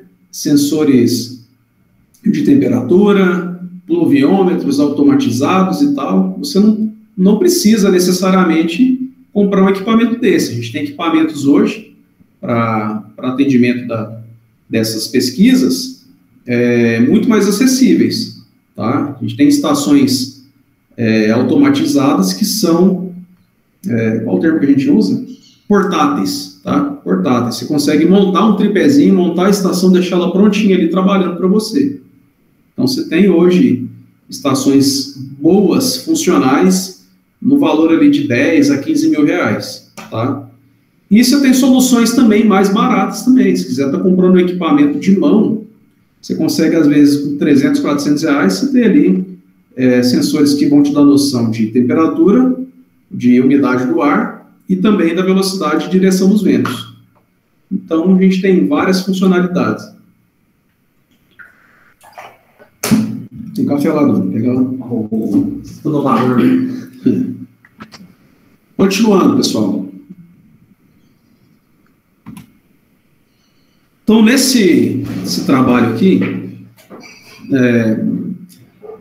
vou ler a citação aqui, a gente já vai discutindo. Os resultados das pesquisas sobre mudanças climáticas, a partir de uma média global, não traduzem adequadamente as tendências climáticas em escala regional e local, pois o sistema climático, em associação com os fatores físicos e ambientais de cada região, tende a responder de forma diferente ao aquecimento.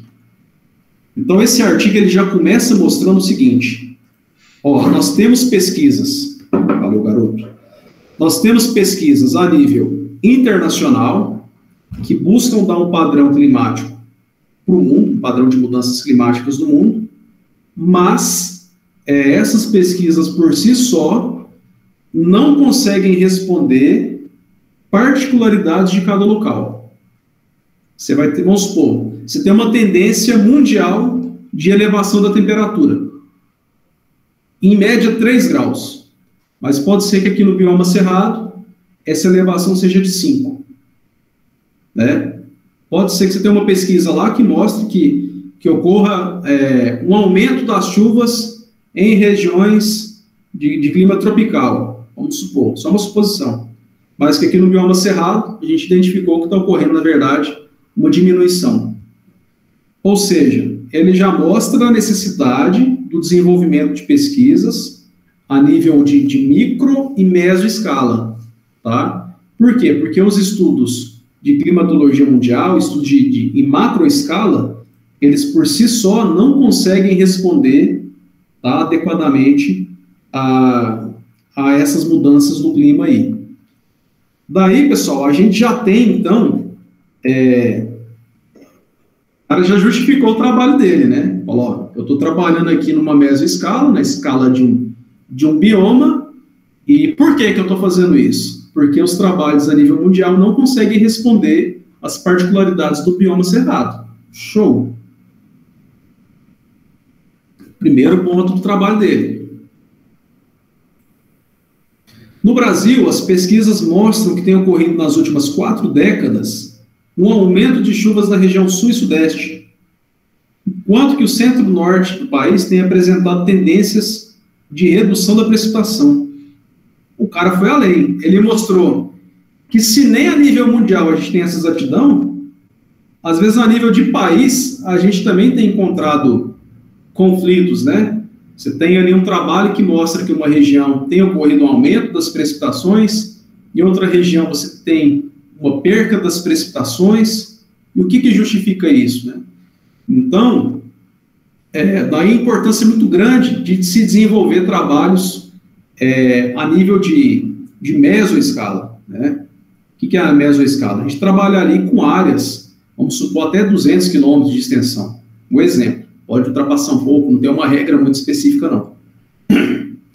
Mas é importante que vocês, vamos supor, vão trabalhar aí com...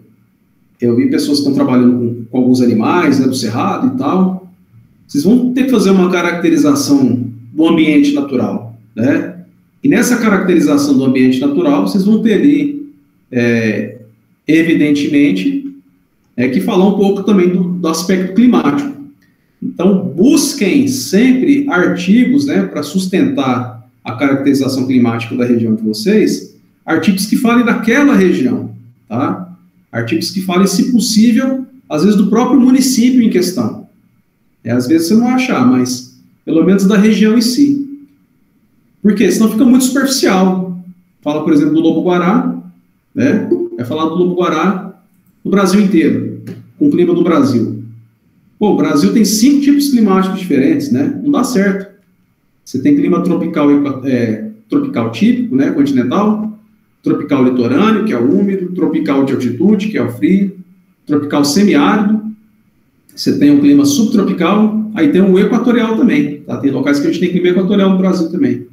É um clima mais chuvoso, né? 6 tipos climáticos. Então, busquem sempre trabalhos que venham trabalhar, que venham apresentar dados daquela região em questão.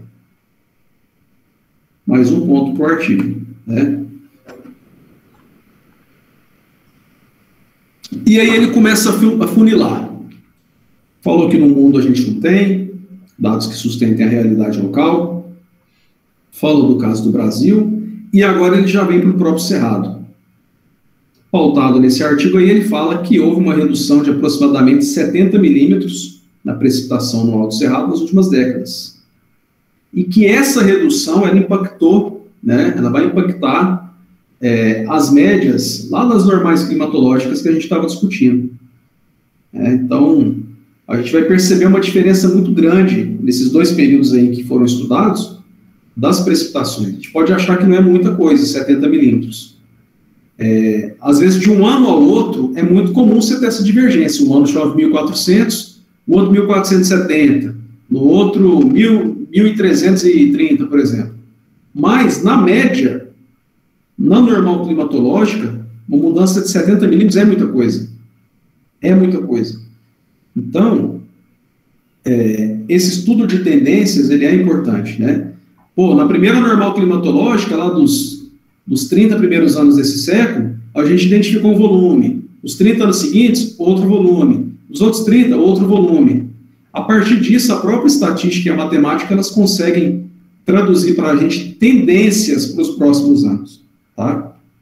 Olha aqui, De Bortoli e outros autores observaram tendências de redução significativa da precipitação no início e no fim da estação chuvosa, né, entre 1971 e 2006. Ou seja, está indicando um prolongamento da estação seca.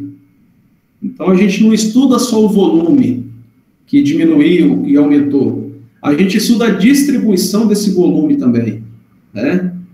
Então, aqui mostra bem essa questão da distribuição, a característica do estudo climático mostrar isso. Peneiro encontrado nos meses da estação seca, junho, julho e agosto, e no período de transição com a estação chuvosa, setembro, outubro e novembro, tendências de redução da precipitação. Então, a gente vai ter várias afirmações nesse sentido aí. E quando a gente levantar os dados lá no nosso terceiro encontro, a gente não vai conseguir fazer, em uma única aula, lógico, um levantamento preciso que nem esses 2 autores fizeram, tá? É lógico. Mas a gente consegue identificar, sim, aspectos dessa sazonalidade das chuvas. Vamos pegar uma estação, por exemplo, de Goiânia, e a gente vai ver os dados lá dos últimos 30 anos, a gente vai ver o comportamento, né, das chuvas. Vamos supor que a gente trabalha com o período de 1980 a 2010. A gente vai ver como era 1980, 81, 82, até 2008, 2009, 2010. E vocês vão ver essa questão aí na prática da redução, né, ou prolongamento do período seco e por aí vai. Eu não sei se vocês gostam de trabalhar com números, mas é algo que a gente vai fazer aí. Uma outra citação interessante, vocês viram que eu fiz exatamente um estudo de caso, né? Olha lá, a ausência de variações estatisticamente significativas sobre as chuvas do Cerrado, até a existência de resultados controversos quanto à tendência de aumento ou redução de chuvas, né? Um artigo mostra X, o outro artigo mostra Y, né? Que essa divergência pode ter ocorrido em função do período estudado. Às vezes a pessoa estudou um determinado período de tempo e o clima se mostrou de uma forma. Às vezes um outro estudo foi feito em outro período de tempo e se mostrou de outra forma. Às vezes a própria fonte dos dados foi diferente, as séries foram limitadas, problemas de coleta, problemas estatísticos, né? Então, esse trabalho aqui se justificou a importância de investigar alterações no regime das chuvas do Cerrado, tá? E, lógico, usar esse entendimento para as diferentes atividades humanas que a gente tem nesse bioma nosso. O objetivo do trabalho é muito claro: analisar as séries históricas mensais e anuais do Cerrado. Para isso, os autores levantaram 125 estações do Cerrado, tá? Essas estações, não necessariamente do INMET, a gente tem outros órgãos também, como, por exemplo, a ANA, Agência Nacional de Águas, pessoal, vou até colocar aqui, ó, ANA, Agência Nacional de Águas. A Agência Nacional de Águas, ela tem espalhado no território brasileiro todo estações pluviométricas e fluviométricas, estações específicas para estudar a dinâmica das chuvas e da variação do nível dos rios, aumento ou redução, velocidade das águas e por aí vai. Então, a gente tem muito mais estações pluviométricas e fluviométricas espalhadas no Brasil do que estações climáticas completas para estudar todos os elementos climáticos, como as do INMET, certo? Então, eles usaram aí essas estações, tá? Levantaram 125 estações, georreferenciaram elas, utilizando ali as coordenadas geográficas de latitude e longitude. Tem aqui o produto cartográfico que mostra a localização delas, e as séries históricas de 34 anos, tá? De 1977 a 2010, lembrando que a climatologia pede no mínimo 30 anos para se fazer uma normal climatológica, beleza?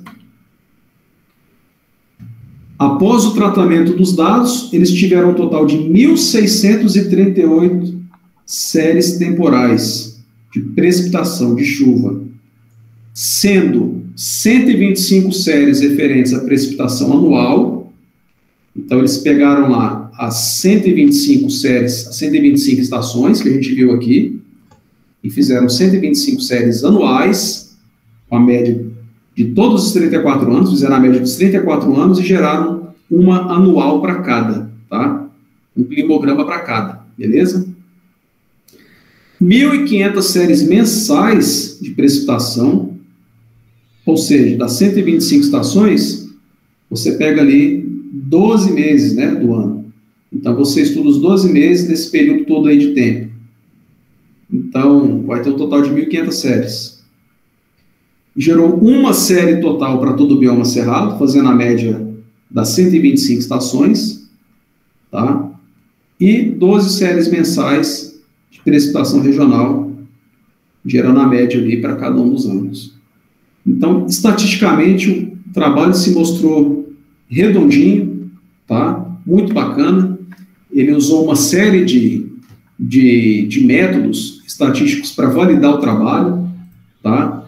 Métodos esses para não considerar aqueles valores muito estranhos, né? Como algo que possa impactar na média e mudar a realidade do clima daquele local, tá? Outros métodos para não ignorar aquela lacuna que a gente tem, às vezes um mês que não tem um lançamento, mas buscar fazer uma média, levando em consideração a realidade daquele ano e tudo mais. Então, estatisticamente, o trabalho foi muito bacana. Quem fizer a leitura aí, se quiser levar isso depois para a disciplina de estatística, muito legal. E a gente tem um dos produtos do trabalho, que foi essa média da precipitação do Cerrado, né? Acho que é o trabalho hoje que tem a média mais precisa. O nosso bioma tem, em média, 1.486 milímetros de chuva, tá? Podendo variar 146,8 milímetros para mais ou para menos, beleza? E a distribuição dessas chuvas a gente tem, de acordo com esse mapa aqui, que eles usaram ali, como se diz, um método de interpolação, coisas do geoprocessamento. Não sei se vocês têm disciplina de geoprocessamento aqui no mestrado, mas a gente tem métodos específicos para interpolar esses dados das 125 estações e gerar um produto que visualmente fique dessa maneira aqui, tá?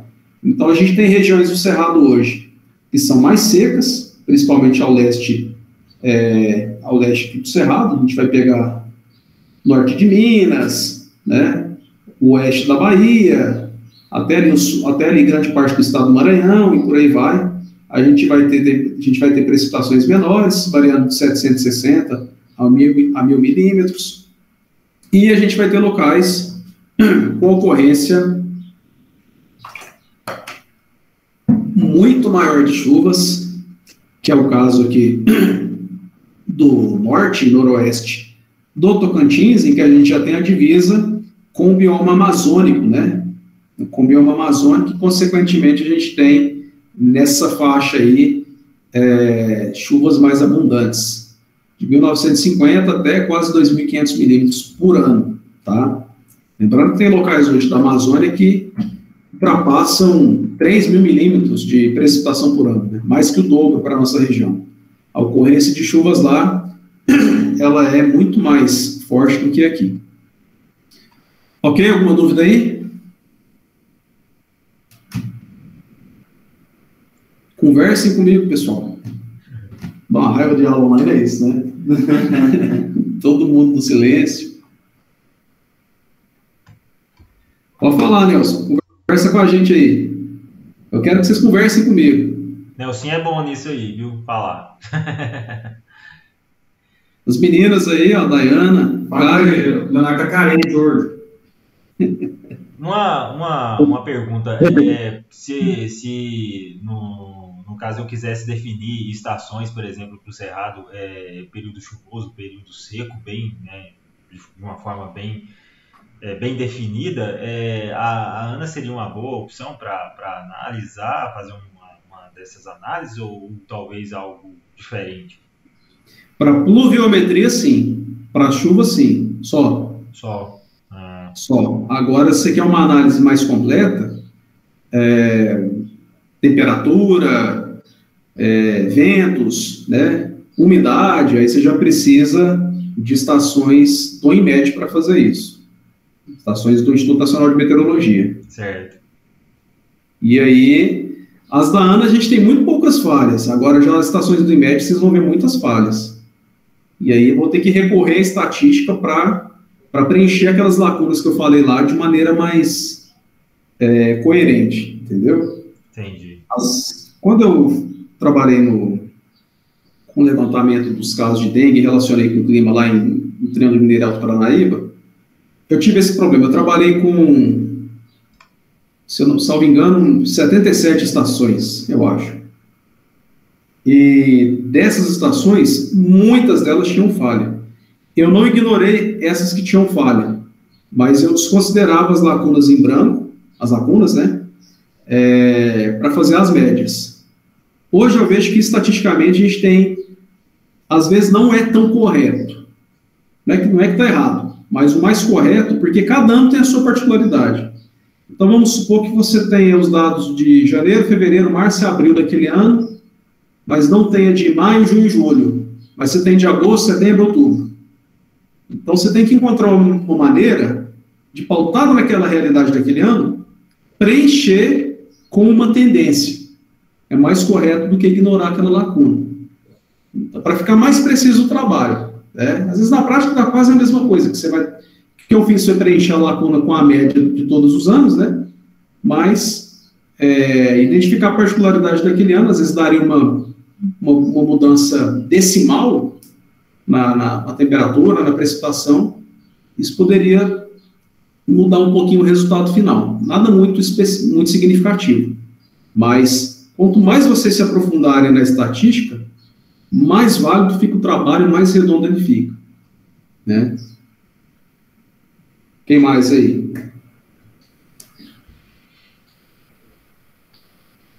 Fala aí, Nelson. Microfone desligado.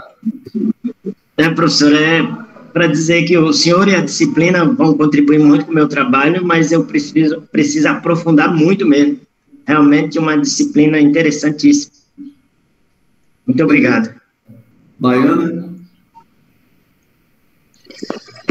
Professor, o senhor está falando aí sobre esses estudos de 30 anos e tal, e eu só consigo pensar na minha cidade, que aí pra gente, olha, assim, não adianta fazer todos esses estudos, e todos os anos, e no início do ano, acontecem sempre os mesmos problemas de precipitação, de grande precipitação, e questão de governamental não faz nada, e milhares de pessoas morrem por causa disso todos os anos.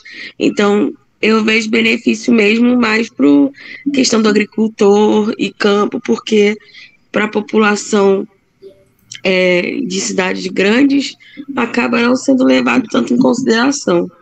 Acho que mais por causa do governamental mesmo, né? Qual que é a sua cidade? Eu sou do Rio. Capital? Capital. Eu não tenho como não fazer o link com o que tem acontecido no último mês no Rio de Janeiro, em relação a isso. Mas vamos pegar, por exemplo, Petrópolis. Você falou da questão aí dos... Sempre tem, né? Todo ano. Sempre, todo ano, no início do ano, acontece alguma tragédia desse tipo. E, assim, não faz nada, não fazem nada, entendeu? E a população é leiga em relação a isso. Porque, seria o uso do dado climático que o pessoal vai trabalhar, né, com a prevenção desses desastres, Eles têm a média anual, né?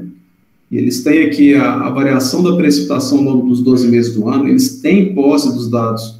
Qual o mês que mais chove, por exemplo, aqui, nos últimos meses do ano, a gente já tem um aumento da altura pluviométrica, mais de 100 milímetros, e se estende principalmente em janeiro, que a gente tem passa de 300 milímetros, né, por mês. Eles sabem os meses que tem maior ocorrência de desastres, né? Tem condições de estar trabalhando para prevenir isso aí, e muitas vezes fica em segundo plano. Por exemplo, esse desastre que aconteceu agora em Petrópolis, ele foi em fevereiro? Esse que aconteceu agora, matou muita gente, foi? Ou foi em março? Acho que foi em março. Foi março, não foi? A gente está em abril? Acho que foi março, fevereiro ou março. Mas olha aqui, não tem nada de revelador. Isso aqui são dados, são médias dos últimos 30 anos, A gente tem mais de 300 milímetros de chuva em janeiro, em fevereiro mais de 220, em março também. Então isso aqui a gente já sabe quais os meses do ano, em que as pessoas estão mais suscetíveis a esse tipo de risco geológico, risco geotécnico, né? São os meses chuvosos, né? Então a gente tem os dados climáticos em nosso favor para fazer um planejamento e evitar que vidas sejam perdidas e por aí vai, é o que você disse. Mas não ocorre esse planejamento, né, professor? Na prática, a gente não vê isso. Vamos seguir aqui. Mas a minha garganta hoje está péssima. Então, lá, avaliando as estações separadamente, os resultados do teste Mann-Kendall indicam que a maioria das estações significadas não apresentou tendências significativas de queda ou aumento da precipitação, embora 71% dos postos apresentassem tendência de redução na precipitação, não significativa. Tem uma tendência de redução, não muito absurda, mas depois uma estagnação, né? Então, até isso, né, a estatística pode auxiliar vocês. Aqui também a gente tem outro produto, né, desse trabalho, uma redução na média mostra a redução na média de precipitação, quanto por cento isso corresponde no volume total estudado nos últimos 34 anos, né? Identifica características da estação seca, tendências na redução de precipitação em 76% das 125 séries históricas, ou seja, a estação que é seca, ela está ficando mais seca, tende a ficar mais seca, e a gente verifica muito isso aqui em Goiás, né? Aqui no sul de Goiás, por exemplo, em Morrinhos, a gente, por conta dessas anomalias que a gente vem vivenciando, a gente teve anos aí que a gente teve quase 4 meses sem chuva, né?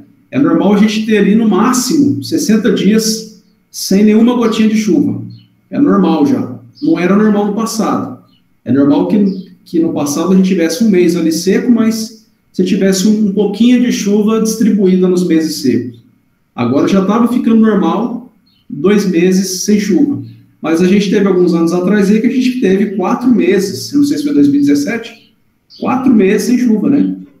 Então são 30, 60, 90, 120 dias sem chuva. Teve locais que chegaram a ficar 156 dias sem chuva, né? Então, você imagina a situação caótica que fica para abastecer uma cidade, né? Porque abaixa o nível dos rios. Esse é um outro problema, em consonância com as bacias hidrográficas, a gente vai verificar que os rios dos níveis abaixam significativamente, você tem problema de abastecimento nas cidades, você tem problemas também com incidência maior de doenças respiratórias, porque no clima muito seco, a gente tem um aumento de doenças, as DPOCs, né, doenças pulmonares obstrutivas crônicas, enfim, tem uma infinidade de problemas aí por conta dessa mudança, além dos impactos, dos prejuízos nas atividades econômicas como a agricultura, né? O pessoal da agricultura perdeu demais prejuízo, acho que nesse ano a gente teve pessoas ali que tiveram um prejuízo absurdo nas lavouras.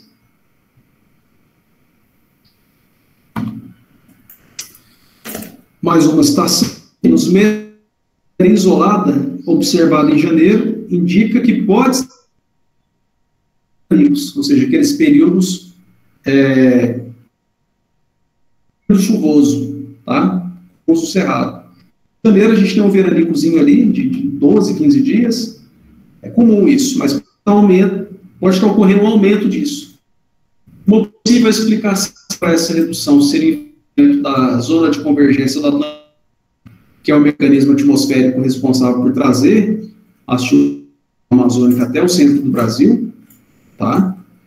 Então, aqui se tem parte da justificativa do porquê do aumento desses veranicos, do aumento desses períodos de estiagem, entre outras constatações, tá? Então, a tendência geral de redução da precipitação no bioma como um todo, que nem a gente já viu, e esse resultado é relevante, porque, afinal, a gente pode usar esses dados aí, e a gente sabe que isso vai impactar para grande parte das atividades. Outra possível causa para essas tendências aí, pessoal, são tendências de anomalia de TSM, temperatura da superfície do mar, tanto do Atlântico quanto no Pacífico. Vocês vão falar assim, como assim, professor? Coisas que acontecem lá na temperatura da superfície do mar do Oceano Pacífico, né? Tá do lado de lá, tem uma influência aqui para a gente demais, demais. Tá? Os eventos como, por exemplo, El Niño e Laninha, né? O El Niño e Laninha, eles têm uma influência muito grande sobre o Brasil. E eles são eventos relacionados à temperatura da superfície do mar do Oceano Pacífico, tá? O El Niño ele é caracterizado como uma anomalia climática ali, de 12 a 18 meses, em que se aumenta anormalmente a temperatura da superfície do mar. Ninguém consegue explicar por que isso acontece. Com esse aumento, você tem um volume muito maior de evaporação das águas, uma sobrecarga no sistema atmosférico da região amazônica, que é a nossa caixa d'água do Brasil, tá? Quando eles falam lá de rios voadores, né? Sai lá da Amazônia e vem distribuindo chuvas aqui para essa região nossa, quer ver? Sempre tem mapas que mostram isso, né? Saindo lá da região da Amazônia e vindo para cá, ó. Olha isso aqui. Os rios voadores, né? E sempre sai da Amazônia e vem para cá, ou sai do Oceano Atlântico e vem para cá. O que acontece? Parte da recarga desses rios voadores aí, parte dela é a massa tropical atlântica, massa equatorial atlântica, que está no Oceano Atlântico. As águas evaporam e vem para dentro do país, abastece a Amazônia, e parte vem do Oceano Pacífico também, tá? Evapora lá, abastece toda a caixa d'água da Amazônia. E a Amazônia é responsável por 75% a 80% das chuvas aqui no Centro-Oeste.